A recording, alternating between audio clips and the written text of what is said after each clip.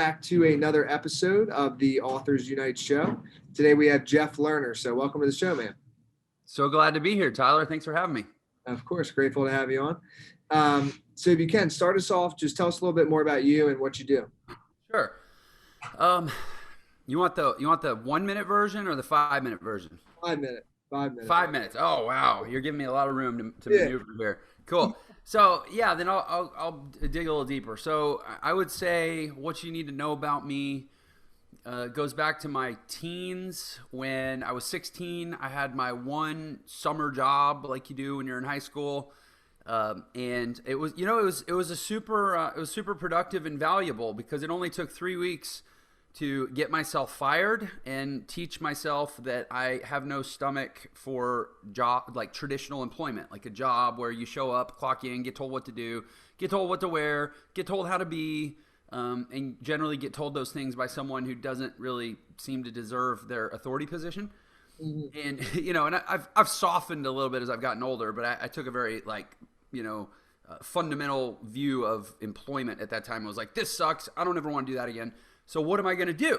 And I basically came up with this idea that, because all teenagers are geniuses, right? So I had this genius idea that, I should drop out of school and I should learn to play the piano because I know that I'm a decent musician. I used to play some guitar. I always been interested in the piano, and pianists make the most money out of any working musician because they can play a gig by themselves. They don't have to split the money with they don't have to have a band, right? Especially if I learn to sing. So that's what I did. I dropped out of high school. I told my parents, listen, school is training for jobs. I don't want a job, so I don't want school. And they probably tried to persuade me otherwise, but in the end they gave up, and we're pretty cool about it. And they actually bought me a piano to practice on. So I spent the next better part of the next 4 years practicing piano, like 10 hours a day, and starting to get gigs. And, at first it was gigging for food, and then it was gigging for tips. And then it was actually, somebody will pay me $100 to come play for 4 hours, and kind of worked my way up from there. And that was it was really great because I learned two things. And these are two things that I'll share, as a perspective that anybody can apply at any point in their life. One is, if you sit down and just do the damn work really consistently for a long period of time, you can learn to master a very difficult thing. Piano's hard. Playing 88 keys and billions of permutations to make sound that speaks to people is not an easy thing to learn. And I got really, really good at it, such that I was able to have a really good career as a professional pianist all through my 20s. The other thing I realized is that if you have skills, people will pay you for the skills rather than needing to lock you into traditional employment. And I learned both those lessons, by the time I was 20, and that really teed up everything that I've done since. All through my 20s, I was a gigging musician, and then in my early 20s, I started playing really high-end society gigs, is what they called it. It basically means rich people having parties. Yeah. And, I played in the homes of multiple billionaires and centimillionaires and CEOs of Fortune 500 companies. Houston, Texas, where I'm from, is it's called the energy capital of the world. So like everything from Enron to Exxon, Royal Dutch Petroleum's U.S. headquarters, British Petroleum's U.S. headquarters, they're all in Houston. And so all these super rich energy executives, they have parties, and I would get hired to play. And so I started cornering these super rich people at their own parties and being like, yeah, I know I'm just a piano player, but I have bigger dreams and I don't like being poor. What'd you do? How'd you make all this money? And I figured out they're virtually all entrepreneurs. Even the let's say the CFO at Enron, whose house I played at, which is a bad example because he screwed up pretty bad. He came out of an entrepreneurial background, and I just realized that the common denominator for all these people that had these extraordinary lives is they were entrepreneurs. So I decided, okay, I'm already kind of an entrepreneur as a musician. I create every day. I play jazz. I literally make it up as I go. So that I could do that in business too, right? And I started a series of, I'll call them learning experiments. A lot of people around me called them failures. And I went through about 10 of them in my 20s. By the time I was in my late 20s, I had my biggest failure, or my most valuable learning experience, which was I was able to borrow several $100,000 to open a couple franchise restaurants. And this was right at 2007. So the Great Recession, as they call it, the world collapsed, the bubble burst, and my restaurants folded along with everything else. And so at 29 years old in 2008, I was $495,000 in debt as a 29-year-old musician who could not go make more than $40,000 or $50,000 a year playing gigs. So I really had to figure out something different. And on top of that, my wife at the time, she was fed up. She was done. She basically was leaving me. I got booted out of my apartment. And so it all kind of came to a head in late 2008. I was actually living I was still married at the time, but we were kind of in the process of splitting. I was living at her parents' house, and I locked myself in a room. I was kind of embarrassed, and I didn't really want to go see anyone. I didn't want to go out and see her parents, so I literally just locked myself in the spare bedroom, and I started, I spent what little money I had left to buy some online courses, and I started with affiliate marketing. And, long story short, I was able to pay off $495,000 in debt in about 18 months with affiliate marketing. And that was, as it turned out, that was a good start, but there was a lot more to be done and a lot more money to be made and a lot more to be accomplished. So I did that for 5 years. In 2012, I decided to shift my focus and take these skills that I had developed in online lead generation and online sales funnels and building list management and direct response copywriting, all the stuff that I'd learned to do. And I was like, let me go service businesses because they need all this stuff too. By 2012, 2013, you had all these small businesses who were like freaking out because their Yellow Pages ads didn't work anymore. They used to just run ads in the Yellow Pages, but now people are starting to do these like Google map searches. And at the time they called it, now it's Google My Business. Before that, it was Google Places. I think at one point it was just Google, I don't even remember what it's called, Google Local. And so these businesses were like clueless about how to deal with this new digital world. And so I took the skills and I started selling it to local businesses. And from 2013 to 2018, I built a sales team, and we ended up signing up over 10,000 small business clients for various marketing services, including we had about 2,000, almost 2,500 businesses on some sort of subscription. So that was a great business. We did about $30 million in sales in a little over 5 years. I got nominated or named twice to the Inc. 5000, and also learned about how to build an organization, a team. When I'd been an affiliate marketer, I was kind of a one-man band, but from that, I really changed my life. I mean, everything changed. By the time 2018 came, I was able to sell my agency, sold it for multiple seven figures, and I was 39 years old, and I was like, I can basically retire. I don't need that much. And I was like, what do I want to do? And I kind of looked back over the last 10 years of my life, $10 million in affiliate marketing commissions, $30 million in digital agency sales. I had a few other businesses in between, e-commerce stores and so forth. I was like, man, this internet, this digital economy is really powerful. If it could take a broke jazz musician and do that for him, it could do a lot for a lot of people. Mm-hmm. And so in 2018, I sold the agency and I started putting out content, and it grew into a company that's now called ENTRE Institute, and we basically teach modern entrepreneurship to people that want to come learn how the new economy works and start their own business. And it's blown up. We had 60,000 students last year, and we're projecting to do about 250,000 students this year. For some perspective, we are enrolling students faster than every university in the state of California put together. Good. Yeah. I'm glad to hear that. Yeah. So it's been a hell of a ride, man. And now I do shows and I get the message out, and I'm super blessed. So here we are. Oh, that's awesome. So and then I want to go to the affiliate marketing, but just for the ENTRE Institute, what does that look like? Like if a student enrolls, like how does it work? So we practice what we preach really well. It's one of the nice things about ENTRE is you don't have to wonder if we know what we're doing, because in 2 years we've grown one of the biggest and certainly the fastest growing private education companies in the world. Like, we're good marketers, and our own company is proof of that.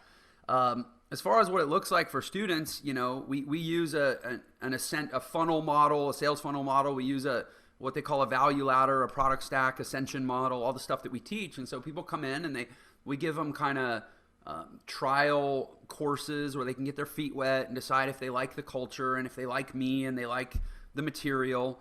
And so, for $100 or less, somebody can kind of get started and get a taste of what I call the new economy marketing. It's not just internet marketing, because like we'll also talk about modern ways to do real estate, and there's more than just internet. But it's all new economy, best practices, things that didn't exist 20 years ago. And so for less than $100, somebody can kind of get a taste, and then people might invest in more advanced courses. They might invest in hands-on, one-on-one coaching programs. We have an elite mastermind where people can work directly with me, and it's it's not like high pressure selling or anything. It's a lot more like going to university, and they say, okay, do you want to take a course? Do you want to get a bachelor's? Do you want to go all the way to a PhD? What do you want to focus on? Do you want to do engineering? Do you want to do medicine? We only teach things that people can actually use to go make money and get control of their income. Because that's what I see as the biggest problem in this world, is that people don't have control of their income, which ultimately means they don't have control of their life. I'm a broke jazz musician. I dropped out of high school, but I want for nothing. Why? Because I have the skills that allow me to control my income. Mm-hmm. So let's go to the affiliate marketing. I'm just curious because it seems like it clicked for you like pretty quickly. So what type of stuff were you selling? How did that work? Or were you using ClickBank? No, I was not. And I have a lot of friends at ClickBank. I mean, the VP of Business Development at ClickBank is a guy that was on my show 6 months ago. And I had Robbie Blanchard, who's the #1 ClickBank marketer in the world, on my show a month ago. So I have a lot of friends and a lot of love for ClickBank, but that just wasn't the direction that I went. Yeah. The thing is, I'll call it the benefit. At the time, it felt like the stress of major pressure and urgency. So I was $500,000 in debt, and it was 2008, where the banks were foreclosing on all this real estate, and there were people that were defaulting on their mortgages and getting foreclosure notices, but the bank wouldn't even come kick them out of their house for like a year because the banks were so backed up on bad debt, right? And so I knew that I had a window of time. Like in a normal circumstance, everything's going to collections, the lawyers are calling my house, and the bulk of the debt was actually to the United States Treasury because it was a SBA, federally guaranteed loan. So effectively it was the same as if I owed $300,000 worth of taxes, which is a really bad deal, right? Yeah. But because there was so much debt default happening in the country, I knew that I had more than the typical 90 days. And so I set myself a timeline of like 2 years. I figured if I can dig out of this in 2 years, I'll probably get out of it somewhat unscathed. So it was a kind of a unique scenario to say, okay, broke musician, internet marketing, $500,000, not even just a goal, but like a necessity, and a 2-year timeline. Go. And so looking at that model and that set of circumstances, I just didn't see how I was going to be able to do that with ClickBank products and, in general with like lower ticket, lower price point products that obviously pay smaller commissions. So I focused exclusively on either products that had some kind of a value ladder up to the 4 or 5 figure price points, where you could theoretically generate at least many hundreds, if not several $1,000s worth of commissions off of individual transactions or individual customers. Or I looked at continuity subscription affiliate programs, like either software or tools, where I could build up a base of, $1,000 or $2,000 a month in recurring income that could, trail out for years. And those are the only 2 things that I marketed. And as far as the niches, I gravitated specifically toward marketing education, a lot of education, marketing education, and finance education. If you're selling financial education products, you're typically selling to people who have money, and they have enough upside in the value of good financial information that it's worth it for them to spend a lot of money to get access to that. So I was selling tickets to these like high net worth financial information education conferences where, I could make several $1,000s on a single ticket sale. But you think about it, for a guy that's got $10 million and he's looking for the best investment information, that conference might produce a return for him of $1 million. So it's an easy customer to satisfy as long as you're promoting good products, and you can make a lot of money doing it. So that was my radar was finely tuned for those types of programs. Gotcha. Okay. Now, how were you marketing them? Were you like because you didn't really have an ad budget, did you? Well, I did once I started making sales. Okay, yeah, once you started. Yeah, so my income pretty much tells the story. Like the first month I was putting out YouTube videos, I was writing blog posts. There was this thing back then called Squidoo. Oh yeah, I think I remember Squidoo, which is a Seth Godin actually created Squidoo. Oh yeah, that's how okay, got it. I was making, and they called them Squidoo lenses. So I was making Squidoo lenses because they ranked really well.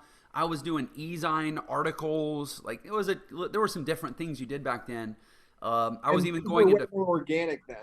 Right? Yeah, and I would even go into like forums, and I would make comments, and I would leave my link in the signature, and people weren't they had a different definition then of what spam is because it wasn't so saturated. If you did that then, it was like no big deal. But now you have 5,000 people all leaving their links in the comments, and so they just don't let you do it anymore. So, but the strategy is the same. You just find where the gaps are, and you go move into them. So I was doing all that stuff, and the first month I made like $110. And the second month I made like $1,100, and the third month I made like $2,000. But then the fourth month I made like $8,000, and now I have an ad budget, right? So then I go start running. I built a bridge page. I built my own, self-liquidating offer kind of thing, or even just a free giveaway offer. I tested different things, and now I can go spend $3,000 or $4,000 a month on ads. So it went from 8 to like 20 to like 40 to like 70. And I remember in my 7th full month, I made $70,000 and was like, I can do this, man. I see the light. And I might have spent 20 on ads. Yeah. But still, I made 50. Like you can pay off $500,000 in debt in 2 years. As it turned out, I paid it off in 18 months.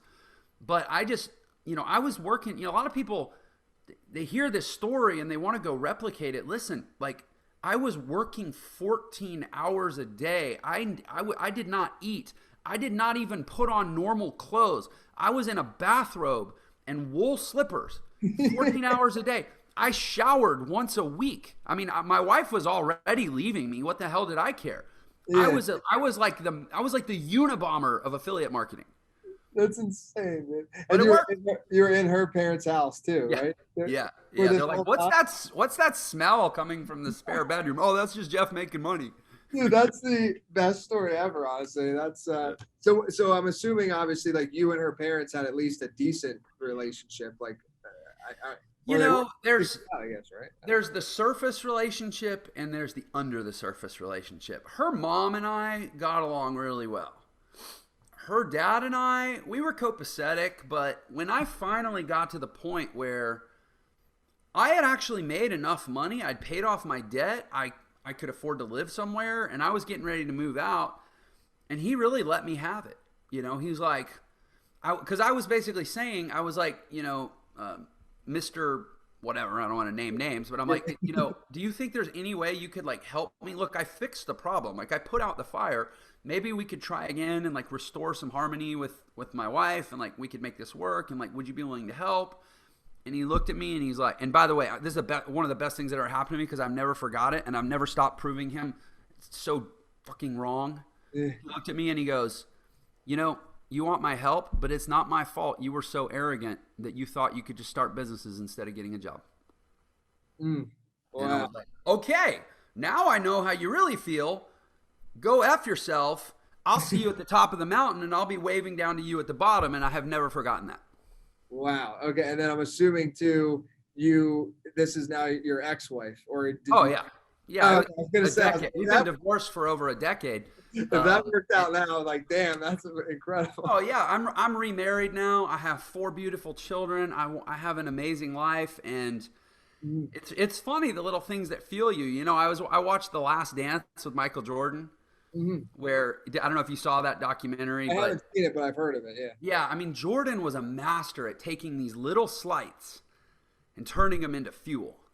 And that, that was just one. I don't tend to dwell on the negative, but for some reason that one's always lodged in my brain. Honestly, I hope you hear this. Yeah. We'll make sure to share it with them. And I hope you hear how grateful I am that you gave me that fuel, because I've been proving you wrong ever since.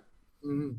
So you have I was doing a little research on you prior to hopping on this interview with you, and you give away this book, like the fastest way to become a millionaire, the Millionaire Shortcut. So Right. what's that about? Because obviously for people that want that, it's pretty appealing, I would say. Yeah, it is. First of all, what it is a great piece of copywriting, because I didn't promise you speed. I didn't promise you a result. I just said it's the fastest. I could say it's the fastest way to walk to Mars. And it doesn't mean you'll be at Mars in 2 hours. Like, it's still Yeah. really hard. But what I'm giving you is my playbook for, I have 12 years of experience now in the digital economy. I have 25 years experience as an entrepreneur. I dropped out and became self-sufficient at 16 years old. I'm 41. So that's a pretty good base of experience. And I've distilled from that. Here truly are the pieces that get you the furthest, the fastest toward ultimately your financial goals. Now, I tell people all the time, $1 million, like, I don't know, $10 million is the new $1 million, really. Like, honestly, becoming a millionaire basically means you probably need to keep working and you can be more comfortably middle class than you were before. Like, you probably need 5, depending on where you live, Yeah. maybe 10, or you could argue, to like really be good. I honestly think if you want to be like bulletproof, you need 50. But they haven't come up with a word for that, so I still just use the word millionaire. Yeah, yeah. No, I agree. I think, yeah, 50 to 100, I think, is where you can kind of not think as much, as long as your money is in the correct investment vehicles. Yeah. But yeah, no, like I live down in Miami, and yeah, Yeah, have fun with that on $1 million. Yeah, I mean, it's nice, but it doesn't do I mean, everything. it's a great supplement. If you have $1 million net worth and it's producing returns at 8%, that's roughly $6,500 a month in extra income. That Yeah, certainly is a nice pad, for but sure. it doesn't mean you're free, and it certainly doesn't mean you're going to be able to leave a legacy to insulate your kids and your grandkids and from the crazy world that they're going to inherit. Hmm. So So what is like the millionaire? I guess without giving the whole thing away, so people still opt in for it. But what is kind of the shortcut in your mind? yeah, I mean, the shortcut is don't try to get paid for a job. Don't try to get paid for time. Try to get paid for skills. And you have to learn the right skills. And the right skills are out there. And frankly, you don't need me to teach them to you. What you probably do need me for is to curate them and cut through all the noise. Because if you just go on YouTube and type in skills to become a millionaire, have fun wading through that. Yeah. I actually know. Yeah. So I want to talk about Entre Institute, more of like the inner workings of it. So how many people did you say are working in it? Well, our team, we have Yeah, your about team. 100 and close to 150 Oh, people okay. We didn't internal. cover that then. I thought you had said the amount of students. That's what you had Yeah, said. 60,000 students we enrolled last year, and we will more than quadruple that this year. Hmm. So the 150, like, I guess did you kind of, you modeled it kind of after a college in the sense of the structure, but it's online. Is that kind of accurate? Yeah, I would say it's a hybrid of a traditional educational institution, a college, a university, coupled with more of and I hate this term, but as a business archetype, it's useful, like the online guru education model, more Yeah. of like the Ty Lopez or the Dan Henry or the Sam Ovens kind of, Frank Kern. So you take pieces of what they do, but we apply a university level academic standard to it, where it's not just like, oh, here's a course. Yeah. Because like there's a million online courses, and there's a landfill littered of bodies that have taken online courses and not gotten anywhere with it. So we wanted to up level it to more of a rigorous, standardized kind of university type experience with support, advising, mentorship, a progressive track toward a goal. We measure competency along the way. We don't just make it a do-it-yourself free-for-all. So you take the guru education model, the university model, and you couple it with like a software and tools model, where we don't just tell you all the stuff to do. We give you a ton of integrated tools that you can use to get results a lot faster. Stuff that I wish it had existed 12 years ago. It would have saved me, 80% of my learning curve. And is there kind of like accountability embedded in it? Like, is that Like we have a ridiculous amount of accountability. That's pretty that's much the probably, number one reason that we get results that nobody else does is yep. because like you're just never alone.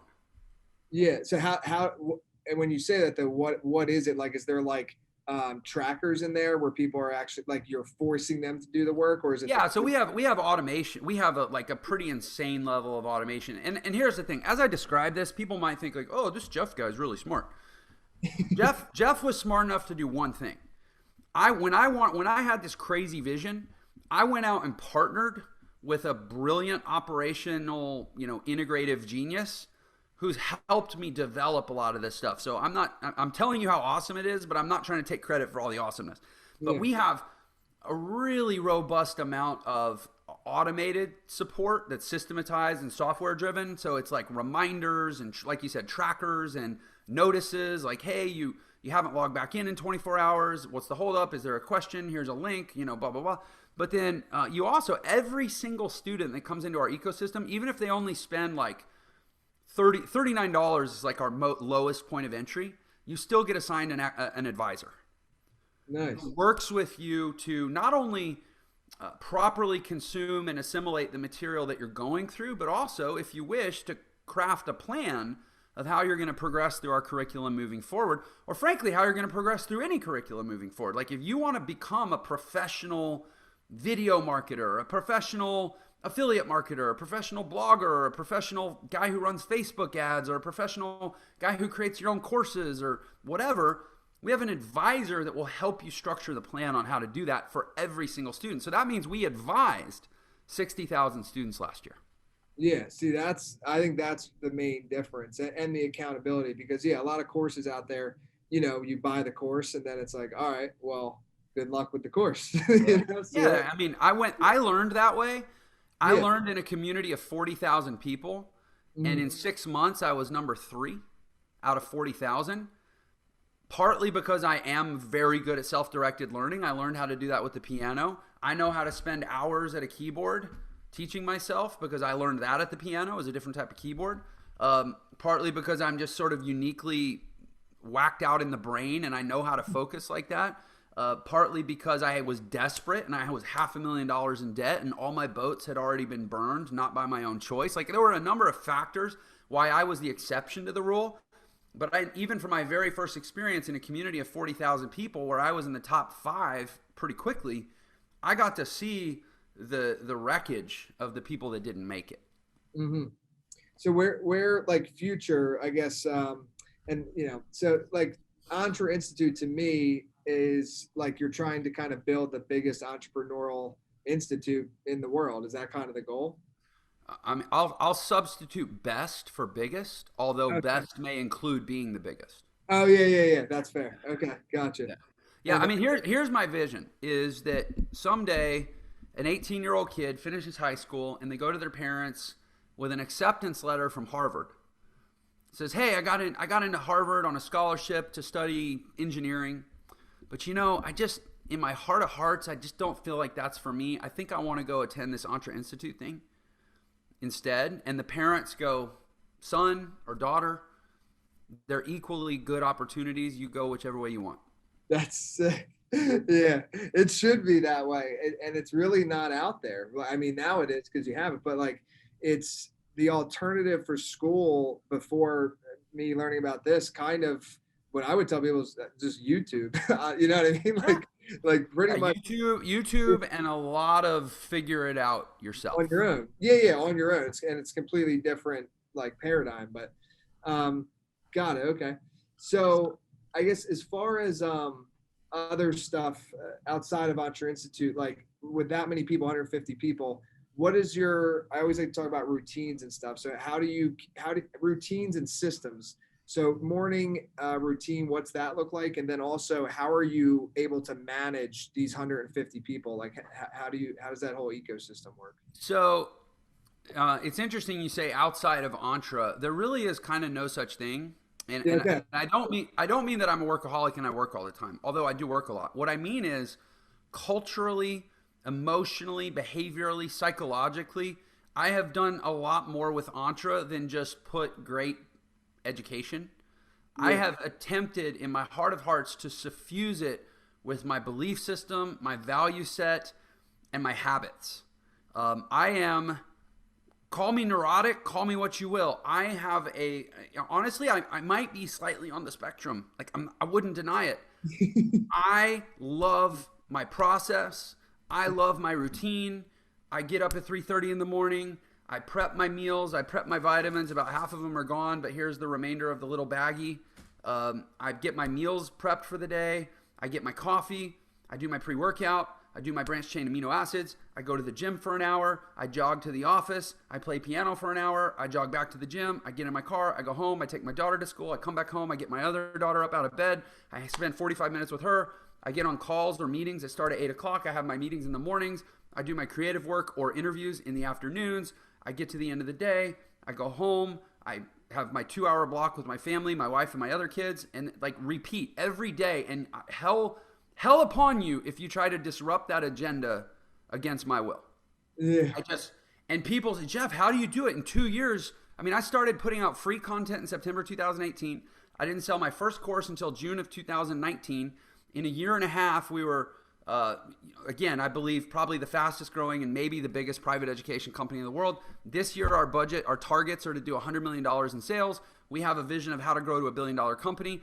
I will not be stopped. I will not be daunted. It will be done. Bet against me if you're a fool. Like, how do you do it, Jeff? Because I live the process. Yeah. I do not budge on the process. Friends are kind of overrated to me. I have amazing relationships in my life. They're the people that I work with and my family. Like friends, distractions, poker night, bowling league, all of it. Not interesting to me because changing the world is a lot more interesting than just entertaining myself.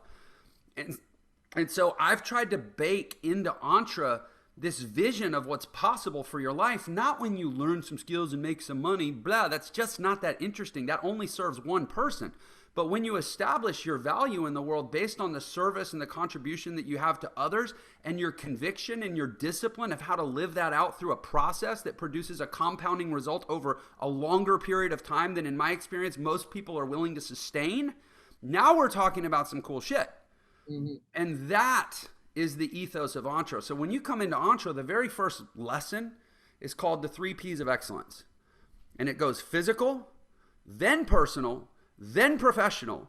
And I very unapologetically say that if you do not have your physical house in order, if you are not tending to the fuel cell that is your body, the one that you are issued in this world, and then your personal house in order, which are the relationships that you directly impact, where you have direct connection to people. That means your friends, your neighbors, your community, your parents, your kids, your family. If you don't have all that dialed in, what the hell right do you have to go say, I want to make $1 million? You're not even tending to the things in your own backyard, and you want to go have a positive impact in the world that makes you rich? You're getting it backwards, man. Physical, then personal, then professional, filtered through discipline, routine, habit, consistent values, clarity of mission. That's like all the stuff we talk about. I don't even really care. You want to learn how to run a Facebook ad? Great. Like you said, go watch a YouTube video. You don't need me to tell you that. But what we do is we create an environment that promotes success and that calibrates the mind to actually receive the information and then do what most people don't do, which is properly go out and implement it strategically. And that's how we steer people toward a result. So it's a lot more like the Navy SEALs than it is like college. College is a bunch of people running around in an environment that has a lot of great information and a lot of terrible habits. And that's why people get out of college, they don't know what to do with their lives. Mm-hmm. I'd rather focus on the environment. And that's kind of what makes Entre special. Mm-hmm. So I want to, about the schedule and your routine. Have you always kind of been, obviously you haven't always had that exact schedule, but have you been like that always, or was there something that... I would say that I've ebbed and flowed in my life, and the periods of my life that I feel really moved me forward and that I'm really proud of and that really have built a lot of confidence and self-worth are those periods when I was very rigorously disciplined. Yeah. You know, Jocko Willink says it, like freedom through discipline. And that's the time when I feel most free is the time when I'm most dialed in. And then I've had these periods of my life where I let it go and I fall back. But what I found is, this is why I'm so emphatic about this. When I was just trying to do it for myself, because I thought it would make me a better, cooler, richer, handsomer person or whatever, I was inconsistent. Mm. But I have found a new level of drive in the last 3 years since I started Entre that a lot of people kind of marvel at, but it doesn't feel hard for me because I'm not really doing it for myself. I'm doing it because I recognize it as this is how you make the deposits into the account that compounds over time to equal massive impact in the world. And I think we have a giant problem in this world. I think we have an educational system. You know, I've done a ton of research on it. I have videos on my YouTube channel about the origins of the Western education system and factory style education. And we are wrecking generation after generation after generation. And there is a schism in the world right now where culture and information and technology and the market, you know, how business works is going this way, but how we're educating children is going even further this way. We're trying to create little machines to go operate in a world that has less and less rules. Machines need rules. We're not teaching them how to think, we're just teaching them how to do. And so I think that we have a cataclysmic, like civilizational level crisis on our hands of how education is setting us up for failure.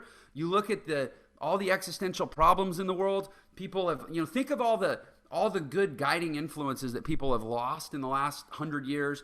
We've lost tradition. We've lost a lot of emphasis on culture. We've lost, certain just. I have a whole list. I literally wrote an article about this. But like we as human beings, we're in the most like existentially confounded place we've ever been.